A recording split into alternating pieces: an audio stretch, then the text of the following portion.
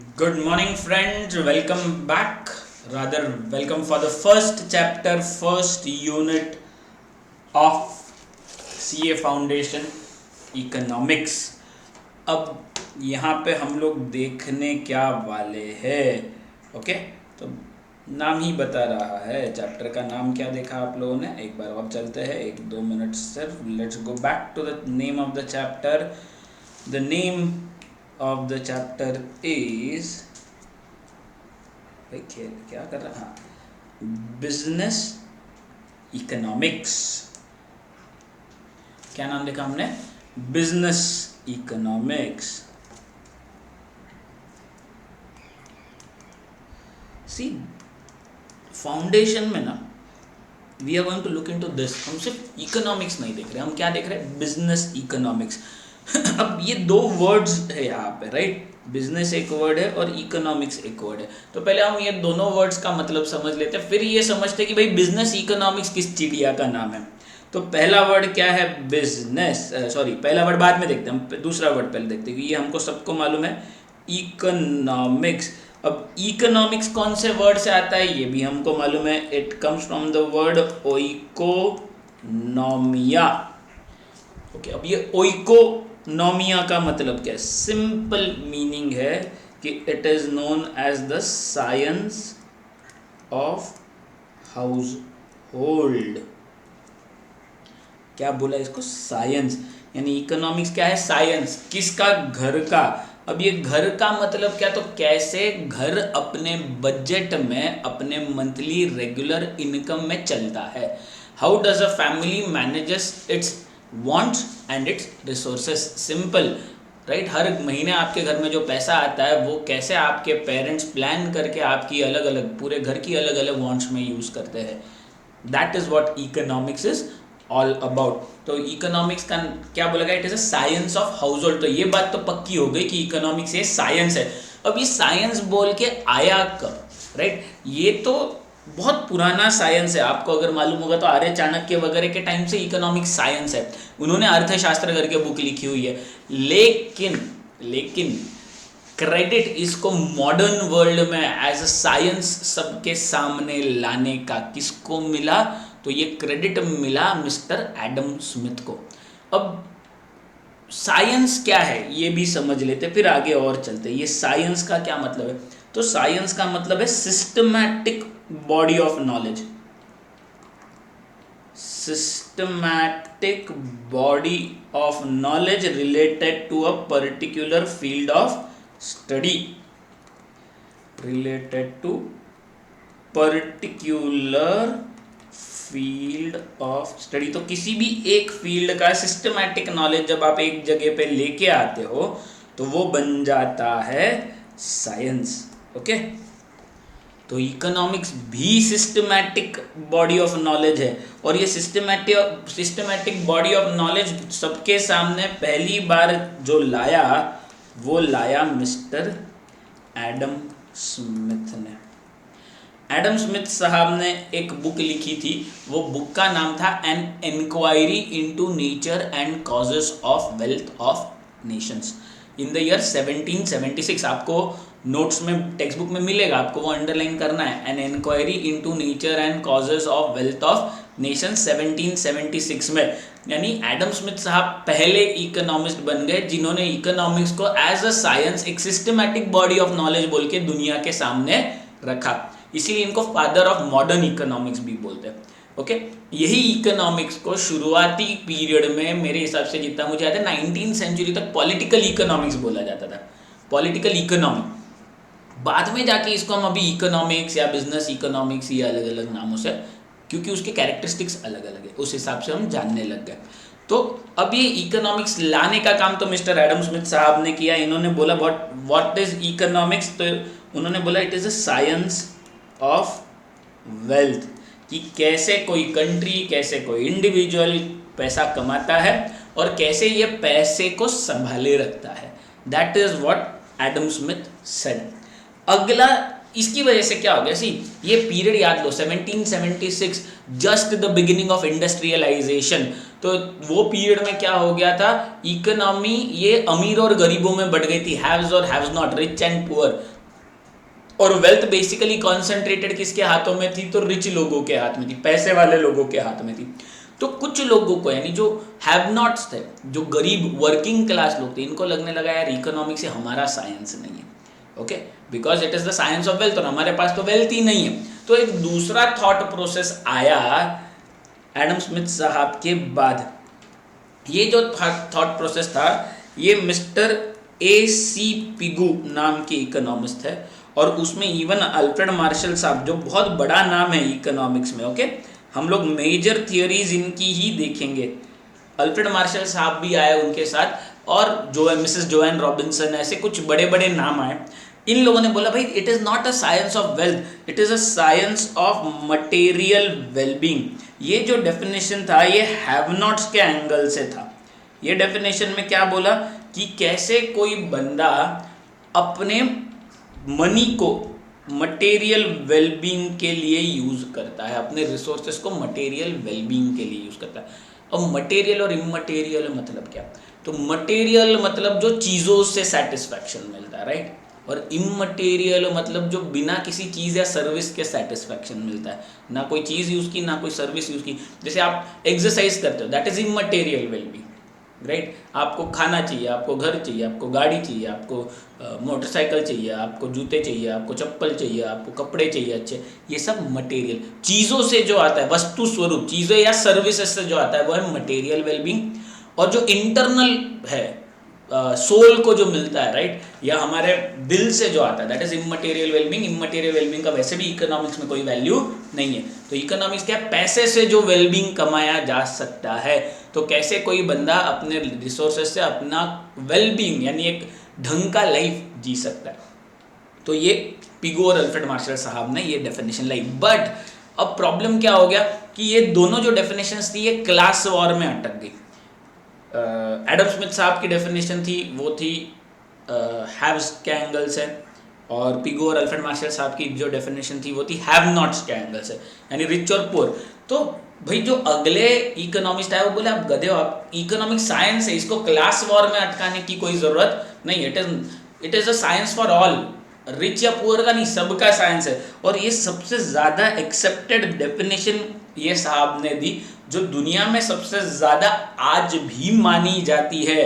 तो वो नाम था सर का प्रोफेसर लायोनेल रॉबिन्स। बड़ा इनका जो डेफिनेशन था, it was science of choice making. अब म्हणजे क्या, अब ना मैं इसको आई कम बैक टू दिस। हम लोग ये जो डेफिनेशन है, बिकॉज ये दुनिया में सबसे ज़्यादा चली हुई डेफिनेशन है और आज भी हम इकोनॉमिक्स को यही समझते हैं, it is a science of choice making. अब किस में चॉइस, तो लायनल रॉबिन्स साहब ने इकोनॉमिक्स का डेफिनेशन क्या दिया था ना, हम वो पूरा डिटेल्ड में वो डेफिनेशन एक बार याद करते हैं। तो he said, I am giving his definition word by word, तो ध्यान से देखो, मस्त डेफिनेशन है। Economics is a social science, agreed, which studies,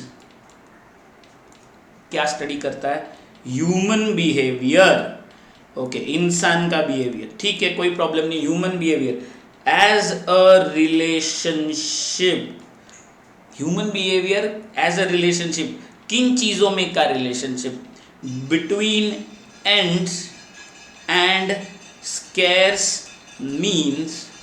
अब यहाँ से आगे मज़ेदार हो गया, हैविंग अल्टरनेटिव यूजेस। सर क्या मज़ा आ गया, अभी कुछ नहीं समझा, अग्री, कुछ नहीं समझा। अभी इन्होंने क्या बोला कि economics is a social science. क्यों सोशल साइंस है, क्योंकि ह्यूमन बीइंग से डील करता है, ये तो बात पक्की होगी। साइंस है क्योंकि एक सिस्टमैटिक बॉडी ऑफ नॉलेज है, इसके अपने खुद के प्रिंसिपल्स है, खुद के रूल्स है, खुद के थियरीज है, गेटिंग द पॉइंट। तो ये साइंस है। सोशल साइंस क्योंकि इंसान से डील कर रहा है, ये ह्यूमन बिहेवियर को स्टडी कर रहा है, किन चीज़ों के लिए, एंड्स एंड स्केर्स मीन्स। अब यहाँ से आगे डेफिनेशन को समझना मज़ेदार रहेगा। तो किस किस की बात की, एंड्स माने क्या, एंड्स माने वांट्स, ओके। अब वांट्स, ह्यूमन वांट्स के कुछ इंटरेस्टिंग फीचर्स है। ह्यूमन वांट्स क्या मालूम है, अनलिमिटेड है। सर अनलिमिटेड है, बिल्कुल अनलिमिटेड है। मेरे हिसाब से तो सिर्फ जो वो जैन साधु लोग हैं ना, जो जिनको दिगंबरी साधु, जिनको कुछ भी नहीं लगता भाई एक वक्त की रोटी मिली मिली नहीं मिली नहीं मिली, वो छोड़े तो सबके लिए वांट्स अनलिमिटेड है। सर अनलिमिटेड मतलब कैसे? आपके पास एक चीज़ है ना, आपको तुरंत दूसरी चाहिए, दूसरी है तो तीसरी। वांट्स का ये जो चक्का है ना, ये चलते ही रहता है।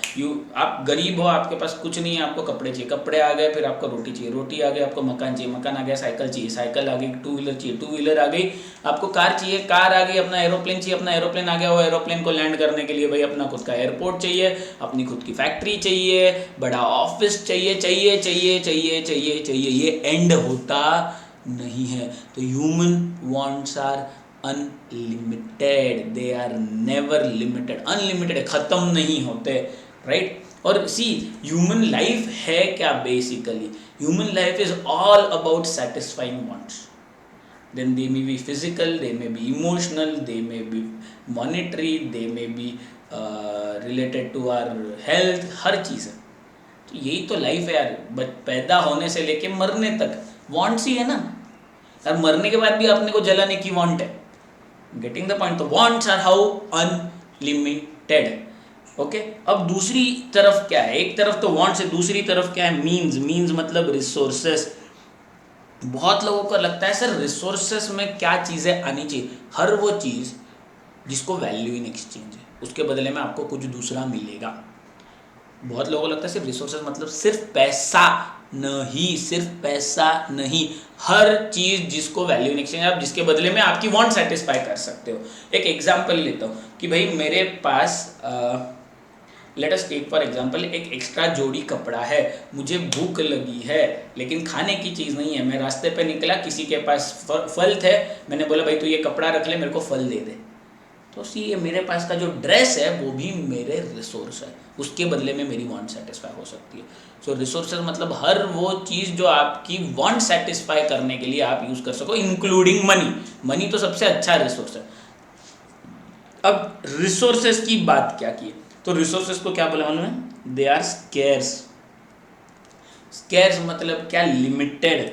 सर लिमिटेड कैसे? अभी हर एक के थोड़ी रिसोर्सेज लिमिटेड होते हैं। कोई करोड़पति आदमी, कोई अरबपति आदमी, इसके रिसोर्सेज लिमिटेड होंगे क्या? नहीं ना, नहीं होंगे।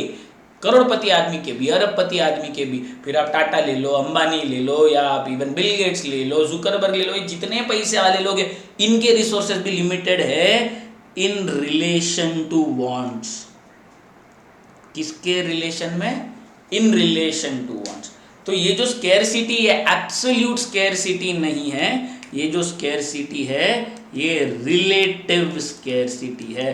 सर रिलेटिव मतलब क्या? रिसोर्सेज नहीं है ऐसा नहीं है, वांट्स के कंपैरिजन में लिमिटेड है।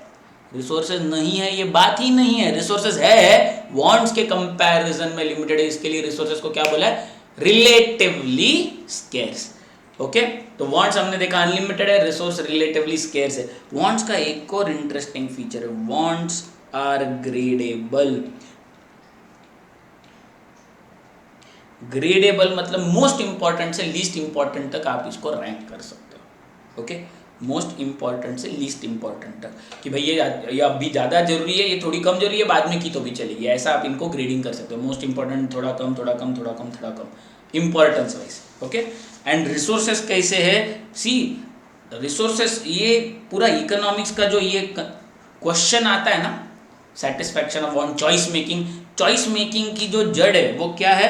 तो resources have alternative uses. Resources के यूजेस कैसे? अल्टरनेटिव। जितनी भी आपकी वांट है कोई भी उसमें से सेटिस्फाई हो सकती है, ऐसे नहीं कि एक ही वांट सेटिस्फाई होगी। Getting the point? तो resources have alternative uses, wants are gradable, okay, and wants are competing. हर वांट को चाहिए कि भाई मैं सेटिस्फाई हुआ, ऐसा नहीं कि एक सेटिस्फाई होगी और दूसरी जाने दो। They are competing amongst themselves. हाँ मेरे को सेटिस्फाई हो जाना चाहिए, मैं हो जानी चाहिए सेटिस्फाई। हर एक वांट को ऐसा लगता है मैं सेटिस्फाई होनी चाहिए। वांट है तो वो इच्छा है ना, ये सेटिस्फाई हो, तभी तो वो वांट है। तो every want is competing with the other want. और सिर्फ इनमें एक बेनिफिट है कि भाई ये ग्रेडेबल है, सब इक्वली इंपॉर्टेंट होती तो और प्रॉब्लम हो जाता। अब ये ग्रेडेबल है इसीलिए चूज करते आता है।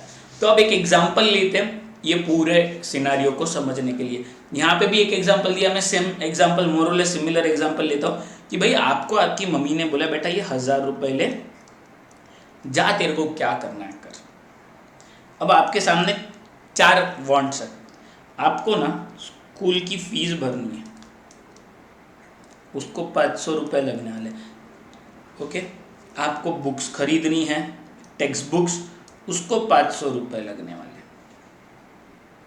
ओके, मम्मी का ना, आपको मम्मी को डॉक्टर के पास लेके जाना है, उसको 500 रुपये लगने वाले। और दोस्तों को पार्टी देनी है, आपको दोस्त बहुत दिनों से पीछे लगे, उसको 500 रुपये लगने वाले। मैं इजी ले रहा हूँ, 500 500 500 समझने के लिए आसान नहीं। ओके, अब आपके पास रिसोर्सेस में क्या है, मैंने बताया मनी है, बराबर। अगर यही मैं आपको बोलता कि भाई आपके पास ना रिसोर्सेस में मम्मी ने ना बुक्स दिए सिर्फ, okay, you have only books as your resources, तो अब इसमें से कौन सी वांट सेटिस्फाई होती? सिर्फ एक।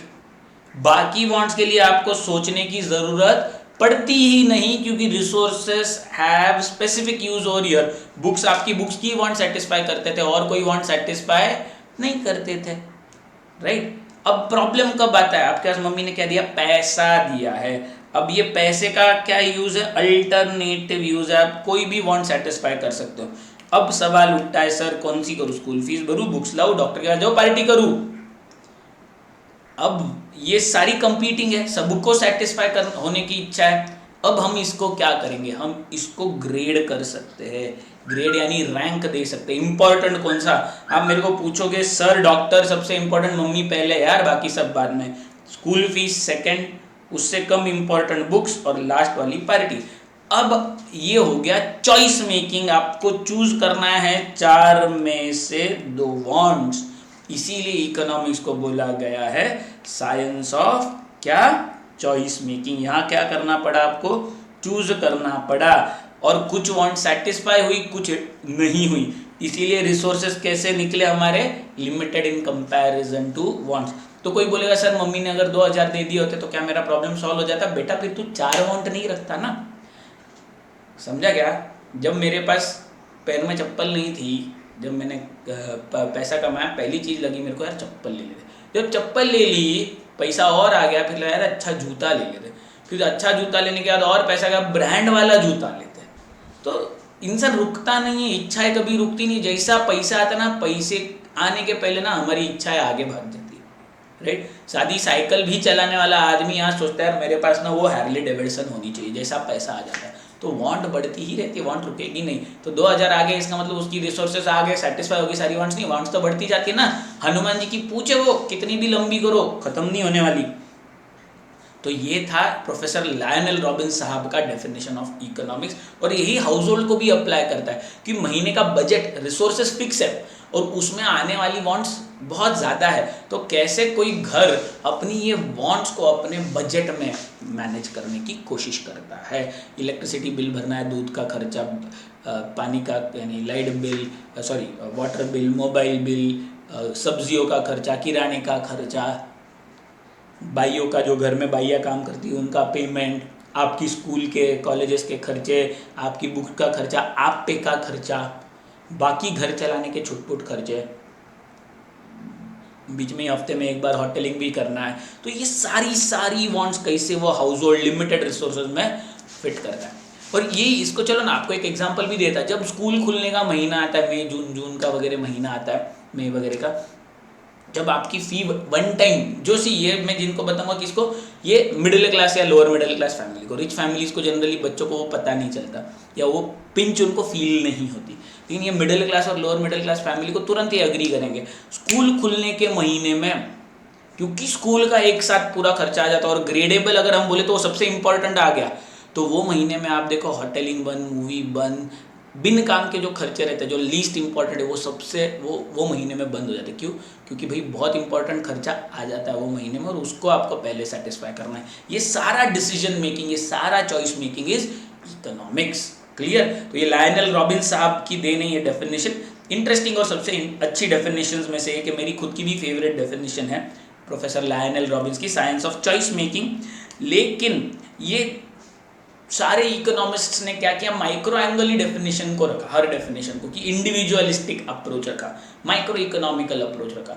लेकिन जो मॉडर्न इकोनॉमिस्ट आए वो बोले बहुत अच्छा नाम है इनका, पॉल सैमुएल्सन। इनकी एक बुक है सैमुएल्सन नॉर्डहास, NORDHAUS, बहुत अच्छी बुक है। कभी अगर किसी बच्चे के हाथ में पड़े तो बिल्कुल इसको पढ़िएगा। तो ये सैमुएल्सन साहब बोलते पागल हो आप लोग सब, आप माइक्रो अप्रोच लेके बैठे।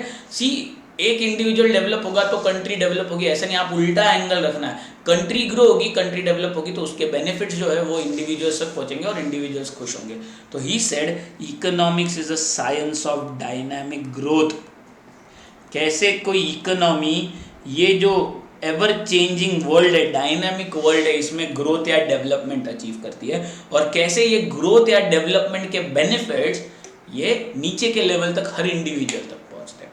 That was the definition given by Paul Samuelson. तो ये जो फ्लो था, ये फ्लो था कैसे इकोनॉमिक्स एज अ साइंस हमारे सामने आया।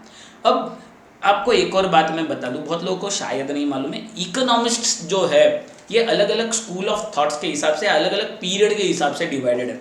तो मेनली डिवीजन कैसा है, 3 मेन डिविजन्स है। तो सबसे पहले जो पुराने इकोनॉमिस्ट है ना, वो थे क्लासिकल इकोनॉमिस्ट्स, क्लासिकल इकोनॉमिस्ट्स। उनके बाद वाले नियो क्लासिकल, और जो करंट है वो मॉडर्न। सर कैसे डिसाइड करें? बेसिकली क्लासिकल और नियो क्लासिकल जो थे ना इकोनॉमिस्ट, ये माइक्रो इकोनॉमिक्स को ज़्यादा फेवर करते थे, और जो मॉडर्न इकोनॉमिस्ट्स है ये मैक्रो को फेवर करते थे। टाइम फ्रेम के हिसाब से अगर हम देखें तो 18th सेंचुरी और 19th century, early 19th century या मिड 19th सेंचुरी तक क्लासिकल थे। Mid 19th century, 19th century से 20th सेंचुरी में नियो क्लासिकल। अब 21st century, mid 20th century या 21st सेंचुरी से सारे जो है वो है मॉडर्न इकोनॉमिक्स। ये सारे इकोनॉमिक्स का बोलना है भाई मैक्रो इकोनॉमिक्स ये ज़्यादा इम्पॉर्टेंट है। तो अब हमने देखा भाई इकोनॉमिक्स में माइक्रो मैक्रो भी आ गया। अब ये माइक्रो और मैक्रो क्या है ये भी हम देखते हैं। तो ये हो गए, क्या देखा हमने, ये स्कूल ऑफ थॉट्स भी बोलते हैं, ओके। या तो ये हम पीरियड, ये इकोनॉमिस्ट्स है पीरियडिकली, हर एक का अपना एक अलग व्यू पॉइंट है। क्लासिकल का अलग है, न्यू क्लासिकल का अलग है, मॉडर्न का अलग है। लेकिन ये जो थियोरीज डेवलप हुई ये क्लासिकल से जो शुरू हुई वही मॉडर्न इकोनॉमिक्स तक। सी नॉलेज ये फ्लो है ना, तो क्लासिकल से फ्लो शुरू हुआ तो वो मॉडर्न तक आया। तो everyone has its own importance. आप ऐसा नहीं बोल सकते सर मॉडर्न इंपॉर्टेंट है तो क्लासिकल इंपॉर्टेंट नहीं है, ऐसा नहीं है। सारी थियोरीज अपने जगह पे इंपॉर्टेंट है। हम माइक्रो में तो मेजर जो थियोरीज पढ़ेंगे वो न्यू क्लासिकल थियोरीज पढ़ेंगे, राइट। चलिए अब आगे चलते हैं।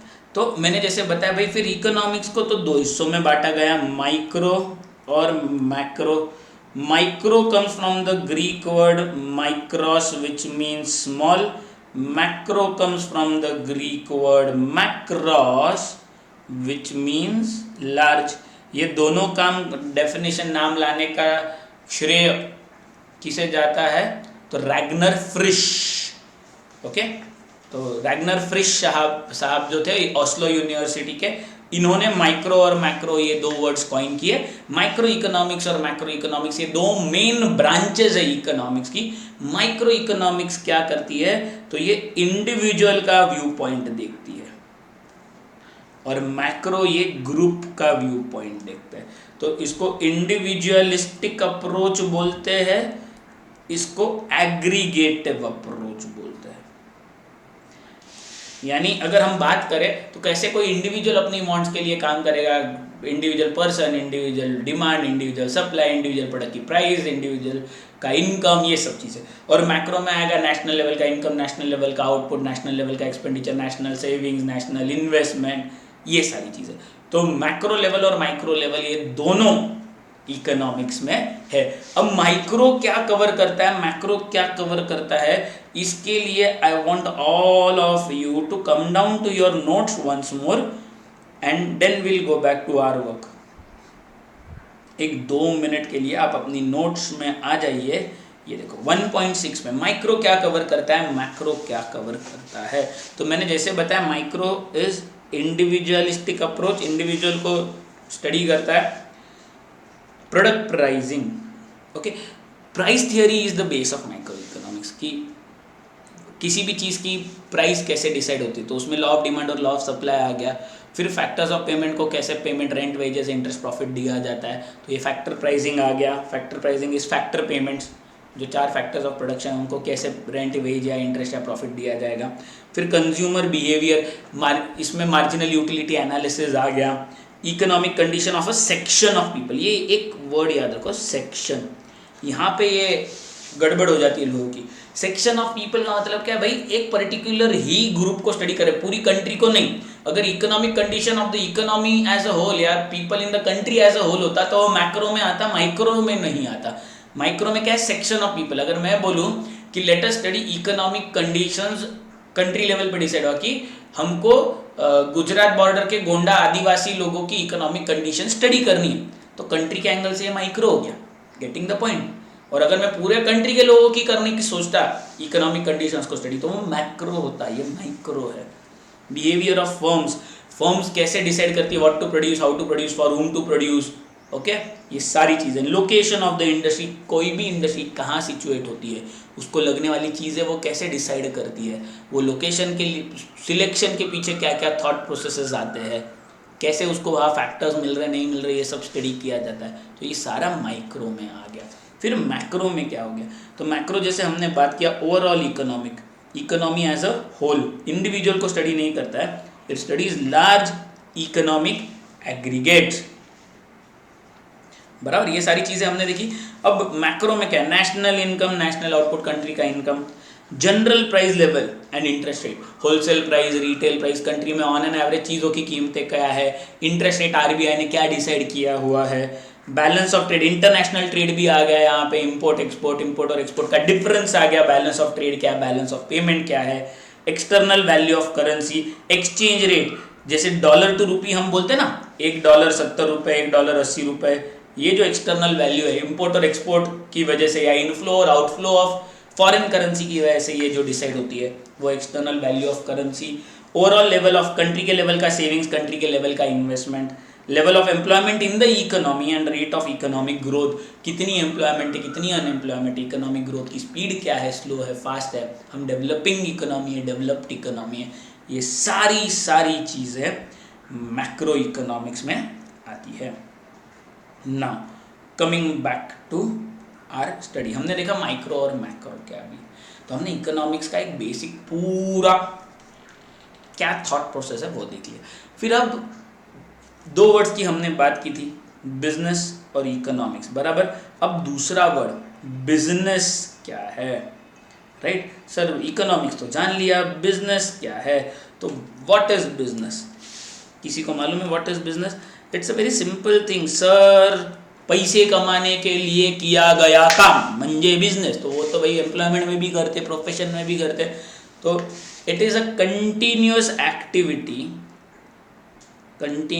एक्टिविटी है of what, of exchange of goods और सर्विसेस फॉर, इनका एम क्या है, सेटिस्फाइंग ह्यूमन वांट्स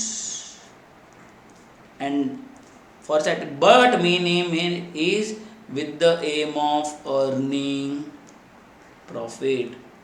क्या करना है इनको, पैसा कमाना है।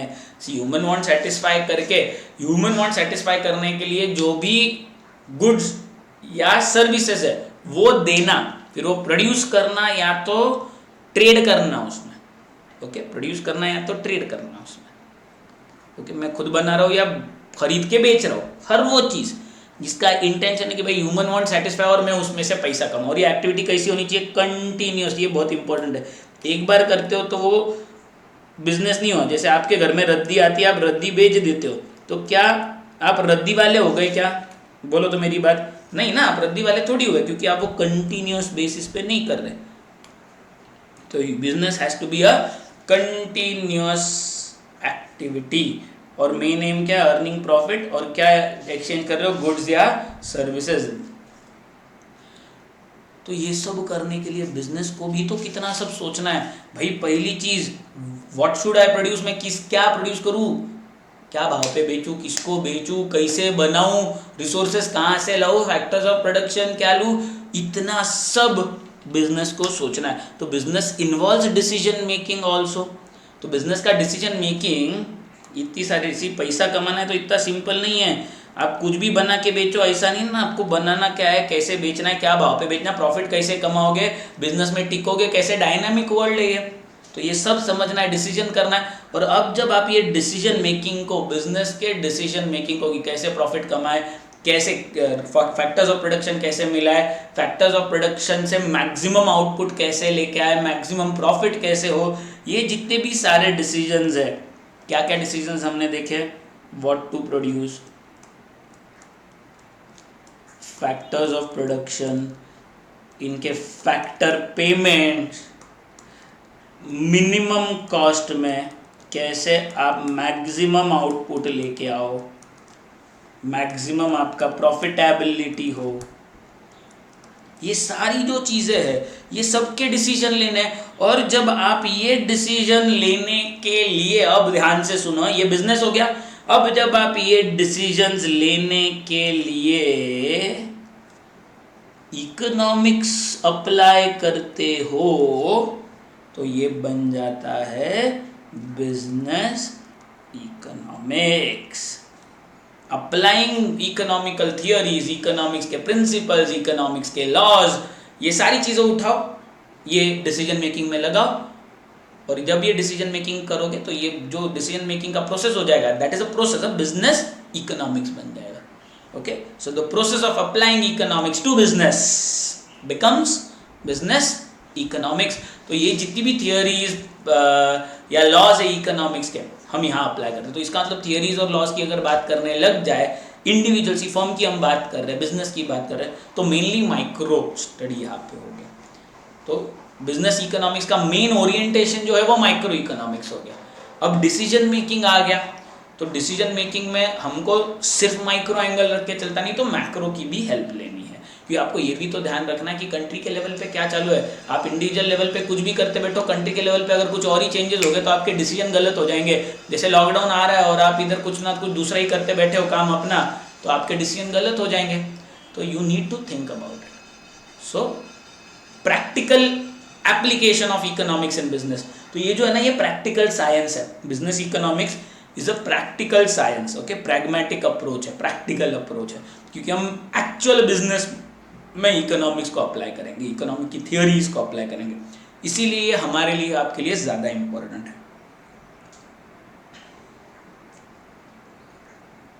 Now where were we? Okay, चलो देखते हैं।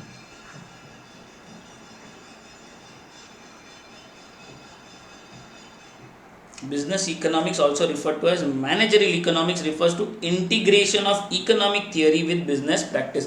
आप इकोनॉमिक्स की थियोरी को बिजनेस प्रैक्टिस में कैसे लगाते हो, तो ये हो गया business economics. While the theories of economics provide tools which explain various concepts such as demand, supply, cost, price, competition, etc., business economics applies these tools in the process of business decision making. Okay, तो ये जो economics के tools है, policies है, principles है, laws है, ये हम डिसीजन मेकिंग में अप्लाई करेंगे. सो इसको अप्लाइड इकोनॉमिक्स भी बोलते हैं. सो ये अप्लाइड क्यों बोल रहे हैं? लॉ को अब थियरी को अप्लाई कर रहे हो प्रैक्टिकल वर्ल्ड में, इसीलिए इसको अप्लाइड इकोनॉमिक्स भी बोलते हैं. So it is applied economics that fills the gap between theory and practice. तो you are applying theory into practice. इसके साथ साथ क्या क्या अप्लाई कर रहे हैं देखो, ऑपरेशन, रिसर्च, ओआर आप पढ़ोगे ये सीए में, statistics, maths, theory of decision making, ये सारी चीजें आप अप्लाई कर रहे हो बिजनेस इकोनॉमिक्स में. नाउ एक ये चीजें याद रखना, business economics is not only valuable to business makers but also to managers of NPOs. NPOs भी वापरती है. Okay, NPOs also use it. ऐसे नहीं कि सिर्फ प्रॉफिट मेकिंग ऑर्गेनाइजेशन से यूज करती है, एनपीओज भी यूज करती है. Use of economic analysis to make business decisions involving best use of organization scarce resources. Resources का कैसे फुल यूटिलाइजेशन किया जाए. Joel Dean defined business economics in the terms of use of economic analysis in formulation of business policies. वही तो हमने देखा कि कैसे आप इकोनॉमिक एनालिसिस को बिजनेस में अप्लाई करते हो। अप्लाइड इकोनॉमिक्स, अप्लाइड क्यों, आप थियोरी को प्रैक्टिकली अप्लाई कर रहे हैं, ये समझो अप्लाइड क्यों है, you are applying economics theory in practical business. Application of selective quantitative techniques, linear, अभी ये स्टैटिस्टिकल टेक्निक्स हो गई जो इकोनॉमिक्स का पार्ट है, ओके। तो linear programming, regression analysis, capital budgeting, break even analysis, costing भी आ गया इसमें। तो ये इंटरडिसिप्लिनरी हो गया, इतनी सारी चीजें इसमें, इतने सारे अलग अलग साइंसेस एक साथ काम कर रहे हैं बिजनेस में। तो फोकस क्या हो गया, माइक्रो इकोनॉमिक थियोरी, ओके, याद रखो। तो मेनली क्या हो गया, क्या देता है ये theory, a basic framework for making managers को बेसिक की business decision about the allocation of firms scarce resources. तो ये यूज है। तो हमने देखा बिजनेस इकोनॉमिक्स में क्या है, माइक्रो मैक्रो दोनों यूज होंगे। माइक्रो इन डिसीजंस के लिए सी एमसीक्यूज में आ सकते हैं, मैक्रो इन डिसीजंस के लिए। ये सब चीज़ें याद में रख के जो डिसीजन लेने उनके लिए। Now nature of business economics.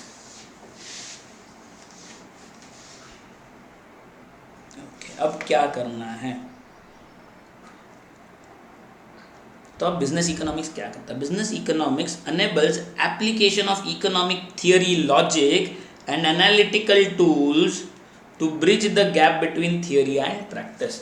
तो जो इकोनॉमिक्स की थियोरी है उसका और जो प्रैक्टिकल वर्ल्ड है इसका जो गैप है उसको ब्रिज अप करना, खत्म करना, कवर करने का काम बिजनेस इकोनॉमिक्स करता है। दोनों साथ में आ जाते हैं। तो बिजनेस इकोनॉमिक्स के फीचर्स क्या क्या है वो देखते हैं। इंटरेस्टिंग फीचर है, आराम से समझ जाएंगे। सबसे पहले इट इज़ अ साइंस। कैसे कैसे, इकोनॉमिक्स इज अ साइंस, हमने देखा ना, इट इज़ अ साइंस। तो इसके खुद के प्रिंसिपल्स है, पॉलिसीज है, लॉज है, तो ये टूल्स है। तो ये क्या हो गया, साइंस हो गया। इसमें कॉज एंड इफेक्ट रिलेशनशिप है। It is systematic body of knowledge which establishes cause and effect relationship between variables, कि ये किया तो ये होगा, ऐसा किया तो ऐसा होगा, इसका नतीजा ये आएगा। और क्या क्या है ये, इसमें क्या क्या इंटीग्रेट कर रहे हैं, इंटीग्रेट साथ में ला रहे हैं। कौन से टूल्स ऑफ डिसीजन मेकिंग आ रहे हैं, मैथ्स आ रहा, स्टैट्स आ रहा, इकोनॉमेट्रिक्स विथ इकोनॉमिक थियोरी, इतनी सारी चीज़ें आप एक साथ ला रहे हो। और because it follow scientific methods and empirical test, practical test, empirical evidence is actual practical test करके जो एविडेंस आता है, the validity of the result, ये टेस्ट कर सकते हो आप, ह्यूमन बिहेवियर पे टेस्ट करना। Then based on micro economics, हमने तो ये बात पहले ही देखी कि भाई micro economics is the base of business economics, largely based largely on micro economics. क्यों माइक्रो इकोनॉमिक्स, क्योंकि हम एक इंडिविजुअल ऑर्गेनाइजेशन के व्यू पॉइंट से देख रहे हैं, उसके डिसीजंस देख रहे हैं, उसके लॉन्ग टर्म सर्वाइवल के डिसीजन, प्रॉफिटेबल फंक्शनिंग के डिसीजंस, राइट, इंडिविजुअल ऑर्गेनाइजेशन के। तो इसमें मेनली क्या माइक्रो इकोनॉमिक्स यूज हो रहा है, लेकिन मैक्रो का भी रोल है। भला क्या सिर्फ माइक्रो नहीं, मैक्रो का भी रोल है। क्यों, क्योंकि बिजनेस तो अकेला नहीं है ना यार, बिजनेस सोसाइटी का पार्ट है, इकोनॉमी का पार्ट है। तो इकोनॉमी जैसे मूव करेगी वो समझेंगे तो हम बिजनेस बराबर कर पाएंगे। इकोनॉमी का फ्लो कहाँ है, अब जैसे फॉर एग्जांपल मैं टूर मैनेजिंग का बिजनेस कर रहा हूँ, मैंने कोई नई टूर प्लान की है, मुझे दिख रहा है कि इकोनॉमी लेवल पे लॉकडाउन होने वाला है या हो रहा है, और मैं मेरी टूर प्लान कर लूँ। मैं अगर इकोनॉमी लेवल के डिसीजंस ना देखूँ, मैं टूर प्लान कर लूँ और मेरे जो लोग हैं घूमने निकल जाए टूरिस्ट, उनको वापस लाने की कितनी दिक्कतें होंगी। गेटिंग द पॉइंट, मुझे पैसा भी नहीं मिलेगा, I'll end up making losses, मैं जेल में जाके बैठूंगा या तो मेरे धंधे को ताला लगेगा। तो ये सब सोचना है। Excuse me. General price level, income and employment level, government policies, taxation के, इंटरेस्ट के, एक्सचेंज रेट्स के, इंडस्ट्रीज के रिलेटेड, प्राइसेस के related, distribution, wages, regulation of monopolies, ये सारे गवर्नमेंट के लॉज रेगुलेशंस भी मैक्रो इकोनॉमिक्स में जो हमको स्टडी करना है। Business manager must be acquainted, मैं नहीं बोला मस्ट, कंपल्सरी भाई बिजनेस मैनेजर के लिए, with these and other macro economic variables present as well as future. आपको फ्यूचर का भी सोचना है, आगे क्या होगा मैक्रो इकोनॉमिक वेरिएबल्स में, और आज डिसीजन लेना है, क्योंकि आप डिसीजन फ्यूचर के लिए ही तो लेते हो। What is decision making? आज पास्ट को ध्यान में रख के प्रेजेंट में फ्यूचर के लिए डिसीजन ले रहे हो, पास्ट को ध्यान में रख के प्रेजेंट में फ्यूचर का डिसीजन ले रहे हो, that is decision making which may influences business. अब इन्होंने बोला business economics is an art, हमने देखा साइंस या आर्ट, क्योंकि कैसे ऐसी ये जो इकोनॉमिक्स के टूल्स है इनको बिजनेस में प्रैक्टिकली कैसे अप्लाई करना, कब अप्लाई करना, ये आर्ट है, वो हर मैनेजर की आर्ट है। कोई मैनेजर इसको कहीं गलत अप्लाई कर दे तो ही end up making wrong decisions. तो the application of tools is a practical part, ये हर एक की स्किल का पार्ट है। वो इकोनॉमिक्स के टूल्स को, थियोरीज को, पॉलिसीज को कैसे प्रैक्टिकल सिनारियो में अप्लाई करना, ये वो मैनेजर का स्किल है, इसलिए वो आर्ट है। Okay, then use of theory of markets and private enterprise. आप कौन से मार्केट में काम कर रहे हो, right? Is it a perfectly competitive market, is it a monopolistic market, कौन सा है, वो मार्केट को समझना। फिर प्राइवेट एंटरप्राइजेस की थियोरीज को भी समझना, ये बहुत जरूरी है, उसके बिना आप काम ही नहीं कर सकते। प्रैग्मेटिक, प्रैक्टिकल अप्रोच है। Okay, business economics is pragmatic. Pragmatic का मतलब क्या? Practical in its approach and it tackles practical problems which firms face in the real world. interdisciplinary, ये भी मैंने आपको बताया, बहुत सारे साइंसेस यूज होते हैं। क्या क्या science? Maths, operation research, management theory, ये अलग अलग डिसिप्लिन से अलग अलग साइंसेस के tools, accounting, marketing, finance, statistics, econometrics, economy और geometry, econometrics. Okay, and now the most important is normative in nature. See economics, ये दो टाइप के साइंस, इकोनॉमिक्स ना पॉजिटिव भी हो सकता है और नॉर्मेटिव भी हो सकता है। ये पॉजिटिव और नॉर्मेटिव का मतलब क्या? जो चीज़ जैसे है वैसे बताना, कोई भी वैल्यू जजमेंट नहीं करना है इस पॉजिटिव साइंस। सारे जितने नेचुरल साइंसेस है, बायोलॉजी, जूलॉजी या फिजिक्स, केमिस्ट्री, ये सारे जो है ना वो पॉजिटिव है, राइट? वो वैल्यू जजमेंट्स नहीं पास करते। कि हमने देखा है कि जैसे फॉर एग्जांपल लिटमस पेपर आप एसिड में डाल दो तो रेड होता है, अरे रे क्यों रेड हो रहा है, नहीं होना चाहिए, ऐसा थोड़ी करते। वैल्यू जजमेंट पास करते क्या, ये गलत हो रहा है, ऐसा बोलते क्या? नहीं, ऐसा नहीं होना चाहिए, ऐसा बोलते नहीं, होता है भाई, रेड होता है तो रेड होता है। आप अल्कली में डालो ब्लू होता है तो ब्लू होता है, उस पर कोई वैल्यू जजमेंट है? नहीं नहीं भाई, ब्लू कैसे हो गया, अच्छा नहीं, ब्लू कलर गलत है, ऐसा बोलेंगे क्या? नहीं। तो it is a positive science, right? Plants take in carbon dioxide and give out oxygen, right? Photosynthesis का प्रोसेस है, ऐसा कुछ है ना साइंस में, इतना नहीं आता लेकिन ऐसा कुछ सुना हुआ याद आ रहा मेरे को बचपन में, बराबर? तो आप थोड़ी बता, अरे रे रे कहा बेचारा कार्बन डाइऑक्साइड ले रहा, कितना खराब है ना, उसके लिए गलत कर रहा पेड़ ने कार्बन डाइऑक्साइड नहीं लेना चाहिए, उसके लिए गलत है, ऐसा बोलेंगे क्या? अपन नहीं बोलेंगे। तो it is a positive science, जो चीज़ जैसी है वैसा बताना, सही गलत का डिस्टिंक्शन नहीं, no difference between correct and wrong, right wrong का कोई फर्क नहीं, भाई ये ऐसा है ऐसा है। देन नॉर्मेटिव क्या हो गया? जो साइंस वैल्यू जजमेंट्स पास करता है ना, वैल्यू एजुकेशन जो आप बचपन में सीखे थे, ये सही ये गलत, ऐसा होना चाहिए, ऐसा करना चाहिए, ought to do, what you should do rather than what you are doing और व्हाट इज बीइंग डन। जो हो रहा है वो नहीं, जो होना चाहिए, जो हो रहा है वो सही है कि गलत है, ये वैल्यू जजमेंट पास करना, फिर सही क्या है ये बताना, इज नॉर्मेटिव। तो बिजनेस इकोनॉमिक्स कैसा है? बिजनेस इकोनॉमिक्स ना नॉर्मेटिव साइंस है, वैल्यू जजमेंट्स पास कर रहा है, क्योंकि डिसीजन मेकिंग में अप्लाई करना है, तो डिसीजन मेकिंग में सही गलत तो समझना जरूरी है कि नहीं? तो बिजनेस इकोनॉमिक्स आपको सही गलत का राह दिखाता है। व्हाट ऑट टू बी, क्या होना चाहिए ये बताता है, not what is. What is positive and what ought to be is normative. Positive और नॉर्मेटिव का डिस्टिंक्शन समझ के लेना जरूरी है। ओके, वैल्यू जजमेंट्स इन्वॉल्व है, प्रिस्क्रिप्टिव इन नेचर है, बताएगा सही है क्या गलत है, सजेस्ट करेगा what should be the particular course of action. So business economics is normative और प्रिस्क्रिप्टिव इन नेचर, आपको बताएगा कैसे बिहेव करना है, क्या करना है, डिसीजन कैसे लेने हैं। क्लियर?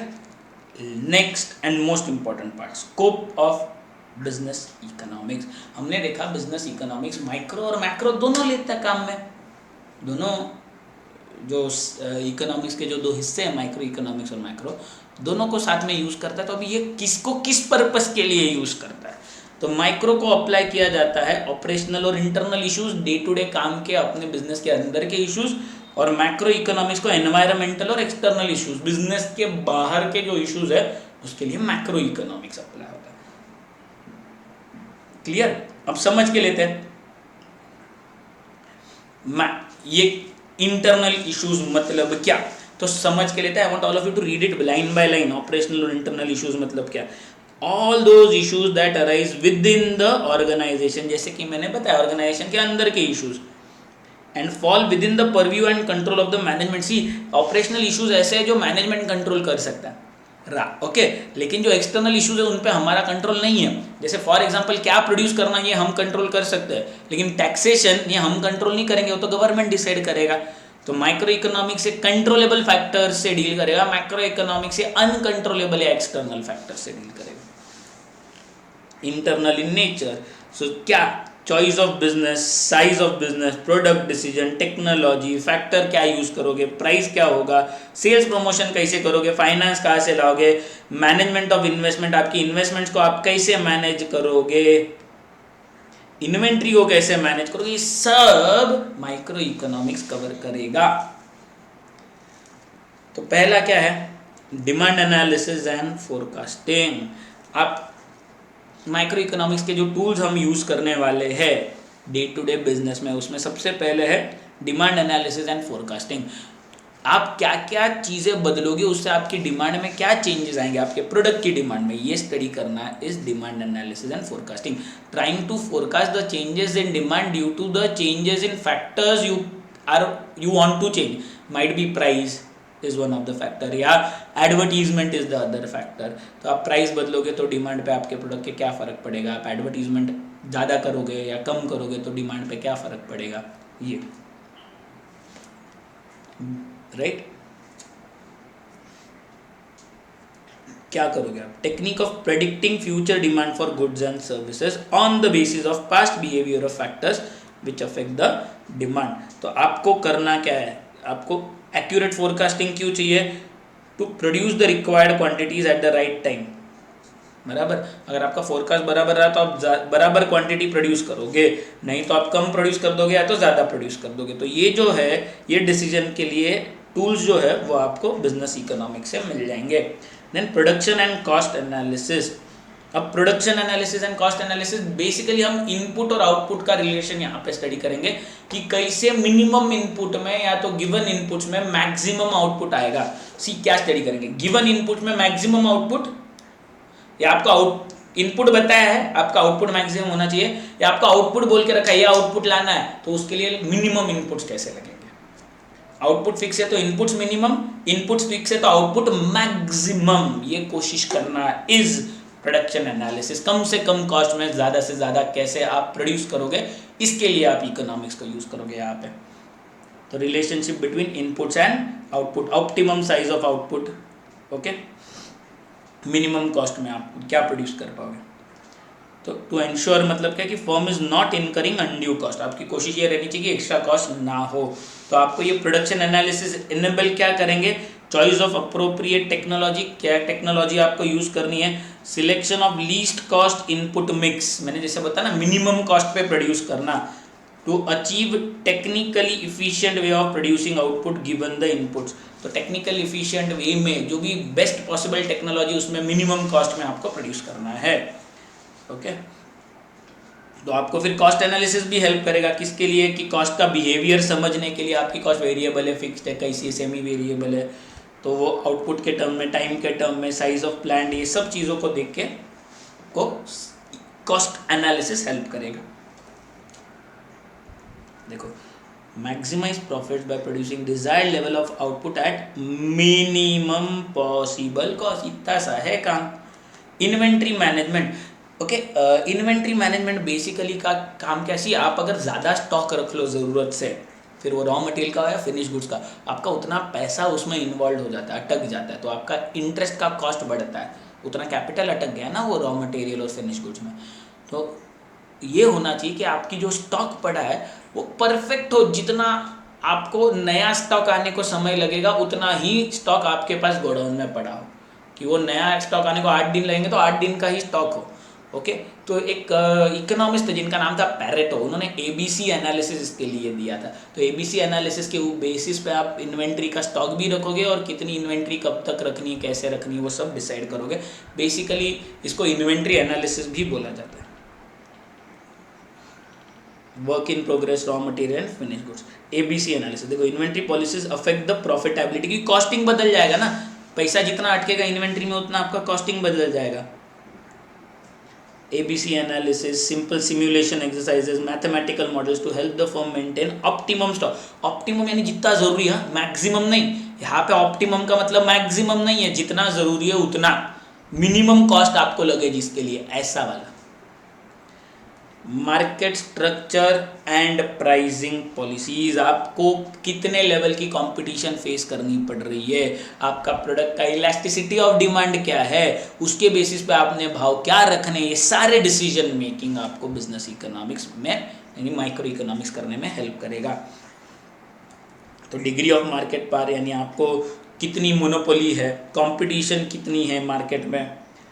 ओके मोनोपोली आपके पास क्या है, स्ट्रैटेजीज क्या होनी चाहिए आपकी, अगर कॉम्पिटिटिव कंडीशंस है तो क्या स्ट्रेटजी होनी चाहिए, प्रोडक्ट डिज़ाइन पे काम करना है, मार्केटिंग पे काम करना है, फिर प्राइस थियरी कि कैसे how prices are determine under different kind of market. ये सब हम वैसे भी पढ़ने ही वाले हैं, ये अभी आगे पढ़ने ही वाले हैं कि अलग अलग मार्केट में प्राइस डिटर्मिनेशन कैसे होगा। रिसोर्स अलोकेशन, अब रिसोर्स अलोकेशन का काम क्या है कि how to use your resources to get the best possible output. आपके रिसोर्सेज लिमिटेड है और आपको आउटपुट उसमें से मैक्सिमम लाना है, प्रॉफिटेबिलिटी मैक्सिमम करनी है, उसके लिए फिर आप अलग अलग स्टैटिस्टिकल मैथमेटिकल टूल्स की हेल्प ले सकते हो। देखो लीनियर प्रोग्रामिंग क्या करेंगे, best course of action for optimum utilization, optimum is best possible use of resources. Then theory of capital and investment decisions, कितना पैसा आपको इन्वेस्ट करना है, कहाँ इन्वेस्ट करना है, उसमें से क्या रिटर्न्स आने वाले, क्या वो इन्वेस्ट करना सेंस बनता है नहीं बनता है, करना चाहिए कि नहीं करना चाहिए, जो डिसीजंस है ये theory of capital and investment में लिए जाएंगे। Sensible policy of capital allocation, careful evaluation of investment, ये सारी चीज़ें आपको करनी है। Choice of investment projects, okay assessment समझना, राइट कैलकुलेट करना कि उस कैपिटल की इफिशिएंसी क्या है, कितना रिटर्न्स मिलेगा, फायदेमंद है कि नहीं है। सो क्या करेगा ये बिजनेस इकोनॉमिक्स, क्या करेगा, supports decision making on allocation of scarce capital is scarce. Okay India जैसी कंट्री में तो बहुत ही स्केर्स है। Among competing uses of funds, कहाँ पैसा इन्वेस्ट करना है, आपका ऑप्शन 10 है तो 10 में से सबसे अच्छा कौन सा है, सबसे ज़्यादा आपको प्रॉफिटेबिलिटी कहाँ मिलेगी, मिनिमम रिस्क के साथ, रिस्क भी इवेल्युएट करनी है। प्रॉफिट एनालिसिस, देखो रिस्क एनालिसिस नीचे आ ही गया, मैंने बोला और तुरंत आ गया। प्रॉफिट एनालिसिस कि प्रॉफिट तो अनसर्टन है हमारा, तो अपने को ये अनसर्टेनिटी में कैसे हम हमारा प्रॉफिट बनाए रखें, कैसे हम बिजनेस को क्या बोलते हैं ना, ये जो साइक्लिकल मूवमेंट्स इसमें कैसे कैसे बचा के रखें और हमारा प्रॉफिटेबिलिटी कैसे मेंटेन्ड हो, ये सारा स्टडी करना मार्केट कंडीशंस को ध्यान में रखते हुए इज प्रॉफिट एनालिसिस। मैं क्या बोला है, profit analysis is also future profit planning. Okay कैसे हम अनसर्टेनिटीज में प्रॉफिट को बनाए रखेंगे। Risk and uncertainty analysis, okay now risk and uncertainty कि भाई आप जो फ्यूचर के प्लान्स बना रहे हो ये आपको रिस्क ध्यान में, बिजनेस की रिस्क ध्यान में रखते हुए, अनसर्टेनिटीज को ध्यान में रखते हुए बनाना है। You have to keep a cushion for the risk. Okay और आपने कोई भी बिजनेस डिसीजन ऐसा नहीं ले लेना कि वो आपका ओवरऑल जो बिजनेस का रिस्क है उसको एक्सपोनेंशियली बहुत ज़्यादा बढ़ा दे, क्योंकि अगर बिजनेस की रिस्क ज़्यादा बढ़ गई तो there are chances of collapsing of the business. तो आपके जो भी बिजनेस डिसीजंस हो ऐसे हो कि आपकी बिजनेस की रिस्क को बढ़ाने की जगह बिजनेस की रिस्क को कम करे, reduce the risk in the business. Okay analysis of risk and uncertainties help the business firm in arriving efficient decisions and formulating plans on the basis of past data, current information and future predictions. And last macro economics आप कहाँ पे apply करते हो, external issues के लिए जो आपके control में नहीं है। लेकिन इनका बहुत बड़ा इन्फ्लुएंस है हमारे बिजनेस पे। भले ही हमारे कंट्रोल में नहीं है, लेकिन हम पे बहुत बड़ा इन्फ्लुएंस है। जैसे एक एग्जांपल, लॉकडाउन कर दिया, हम क्या कर सके, बिजनेस बंद, हमारे हाथ में कुछ था नहीं। बहुत बड़ा इन्फ्लुएंस है ना हमारे बिजनेस पे। Type of economic system, capitalistic है, सोशलिस्टिक है, मिक्स्ड है, ये समझना। स्टेज ऑफ बिजनेस साइकिल, अब ये बिजनेस साइकिल क्या है, top, recession, depression, bottom, recovery, growth, ये आगे हम पढ़ेंगे। Top, recession, depression, bottom, recovery, growth, ये एक साइकिल है। हर बिजनेस, हर कंट्री ये साइकिल में से जाती है। तो आप कहाँ पे हो। General trends in national income, employment, prices, saving and investment, country का ट्रेंड क्या है, वो अपवर्ड ट्रेंड है कि डाउनवर्ड ट्रेंड है।